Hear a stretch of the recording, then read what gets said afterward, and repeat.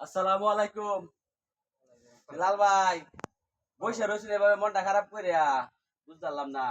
ভাই বই রয়েছি যে হ্যাঁ সত্যি রোজা গেছে গা, হ্যাঁ কেউ কিছু দিতে পারলাম না। হ্যাঁ। যেমন ভাবছি যে গায়ে পড়ছে কিছু কাপড় চোপড় টেয়া পয়সা দান দক্ষিণা করবাম। এখন গরিব মানুষের বিষয়ে পাই না, আমি কারে দিই কও? কি কই, আপনারা বড় লোক, যদি কিছু না মনে করেন তো দুটা কথা বলি। বলো। আপনি তো খোঁজ খবর নেন না। বড় লোকরা খোঁজ খবর নেওয়া দরকার ছিল যে আপনি খাওয়ার পরে রাত্রে বা তিন বেলা কারো ঘরে ঘরে খায় কিনা, কয়েকটা ঘর দেখা দরকার ছিল। আপনারা তো খোঁজ দেন না। আপনি তো শুধু অট্টালিকার ভিতরে থাকেন, এজন্য জানেন না।